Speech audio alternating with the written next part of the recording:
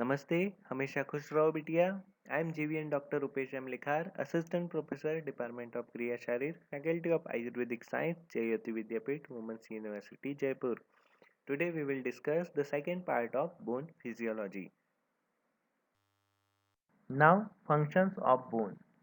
Bone provides framework, supports soft tissues, and provides points of attachment for skeletal muscles. Internal organs are protected by skeleton, example heart and lungs are protected by ribs.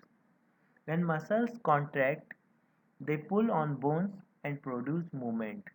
So bones play an important role for producing movement.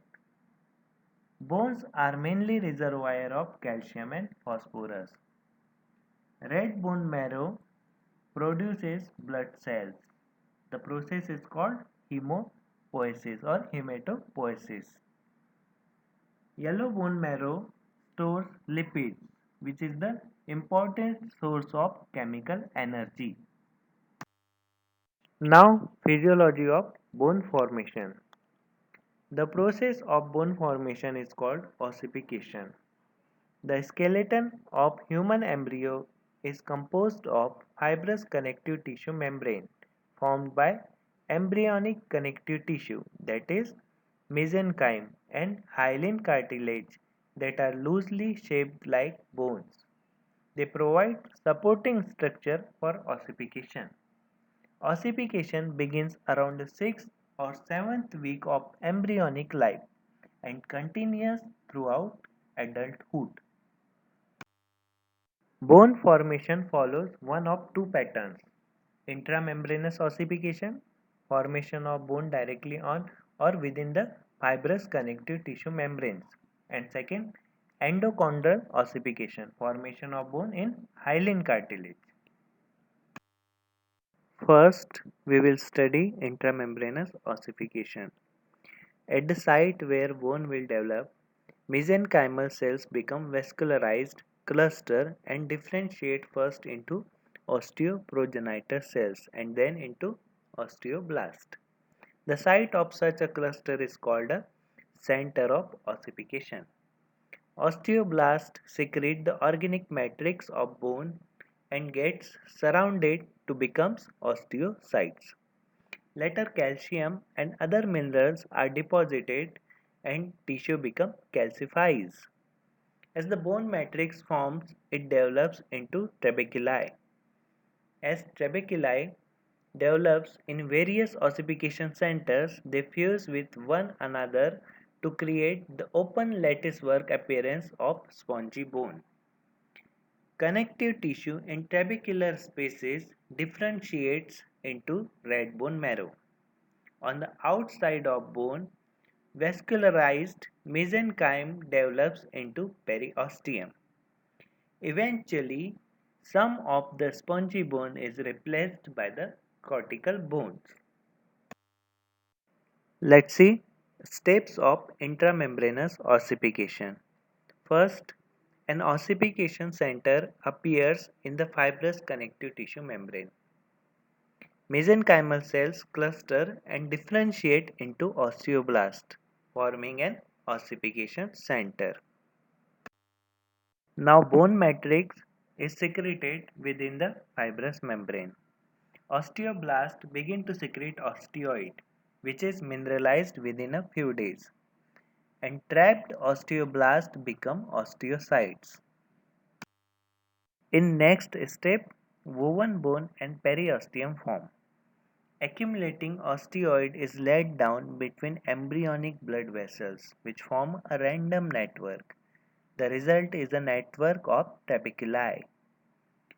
And second, vascularized mesenchyme condenses on the external face of the woven bone and becomes the periosteum. In next step, bone collar of compact bone forms and red marrow appears. Trabeculae just deep to the periosteum thicken, forming a woven bone collar that is later replaced with mature lamellar bone. Spongy bone consisting of distinct trabeculae persists internally and its vascular tissue becomes red marrow. Next is Endochondral ossification. It begins in the second month of development. Uses hyaline cartilage bones as models for bone construction. It requires breakdown of hyaline cartilage prior to ossification. Following four steps are involved in endochondral ossification. First, development of cartilage model. Second, growth of cartilage model.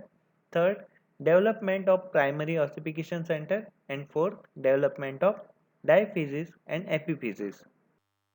Step 1. Development of cartilage model.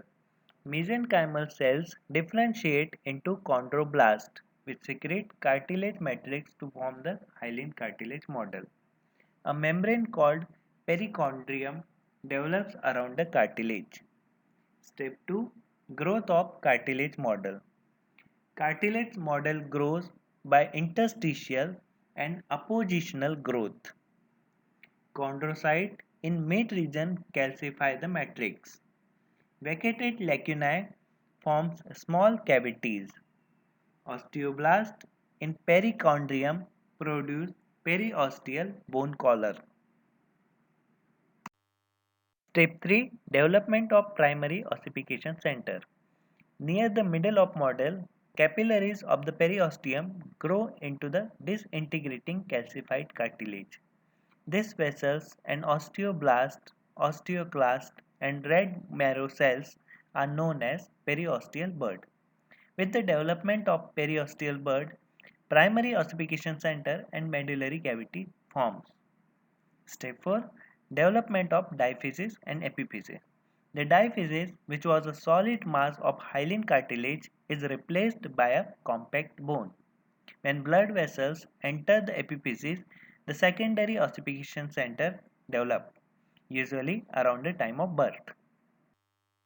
The diagram shows steps of endochondral ossification. So here we end the second part of bone physiology, in which we studied functions of bone and physiology of bone formation. In bone formation, we studied intramembranous ossification and endochondral ossification. In next session, we will study physiology of bone growth, bone remodeling, and minerals, vitamins needed for bone remodeling. Also, hormones that affects homeostasis of bone tissues. This session is powered by Digital Version 2.0, Jayoti Vidyapeeth Women's University, Jaipur. Hope you are satisfied with my digital session. If you have any query, please mention it in comment box. I will resolve it. Thank you.